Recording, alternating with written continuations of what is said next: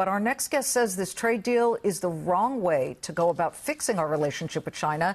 Instead, the U.S. should, quote, focus on fixing itself.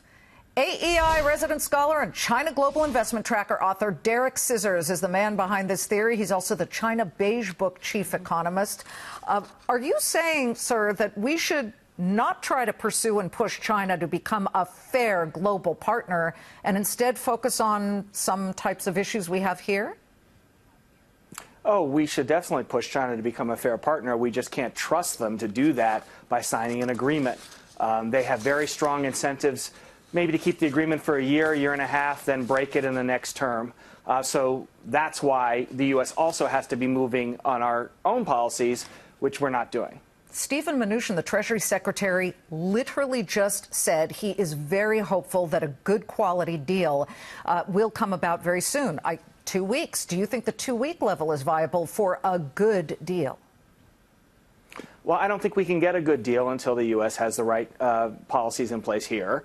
But I do think we're going to get a deal announced toward the end of next week. That's where we've been heading for about the past month.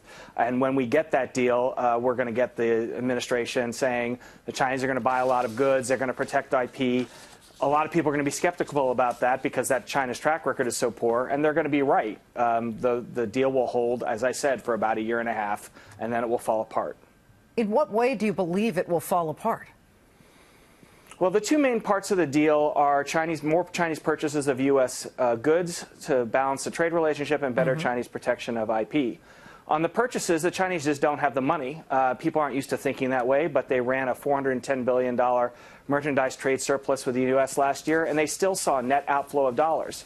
You cut a couple $100 billion off that, they have a balance of payments crisis. They can't afford it. On IP, China has a huge set, 24 large state monopolies where there's no innovation because state-owned monopoly companies don't innovate. That's right. Which means they need to steal and coerce that intellectual property where they have state monopolies, which means they're not going to protect American IP in those areas. So the way the Chinese system is set up, they're not going to be able to afford to buy U.S. goods for very long, and they're not going to be able to afford to protect U.S. IP for very long. But, Derek, you know, you say the U.S. should put the talks on hold. You know, the president has really staked his flag and his claim on this, saying that it is time to hold their feet to the fire or at least shine a very harsh spotlight on all that the Chinese do to steal our ideas. You're right. They do have a lot of trouble innovating on their own. They could certainly replicate. They're very good at copying. But don't you think that this is something he should go gangbusters on, which he has been doing with his own team? Well, I don't see him going gangbusters. I see this negotiation going on for a long time, but there's been one major American action against Chinese IP theft during the Trump administration, which is now over 2 years old. One. The administration itself says China steals maybe $225 billion worth a year of U.S. IP. It's taken action against one company. We're relying on negotiating with China to stop IP theft. That, to me, is a really bad bet. Okay. I am with you. I do not trust that China will be very upfront and honest and then come through with it. You know, you need that aggressive verification. Will we at least get some ability to get on the ground in China to have our people verify? They can send their people here, too, to verify, the president said. Two-way street here, but we need to make sure they're not doing that.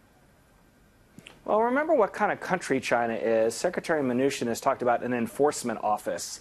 I mean, what is this enforcement office going to do? Is it going to have free ability to travel in China where Chinese citizens don't have free ability to travel? Will it be able to surprise bad Chinese actors who are probably under orders from the Chinese government to steal IP? I find that very, very hard to believe. The administration's other response is that it will keep tariffs on China until we see better IP behavior. That's a better bet. If the U.S. has an enforcement mechanism in hand, that I would trust a lot more than sending U.S. Experts to Beijing when they're not going to be allowed to do their job. It has happened since the beginning of trade and time. They steal our ideas. But we'll be watching it. An interesting perspective, Derek. Thank you very much. Derek Scissors. Thank you. Of the AEI.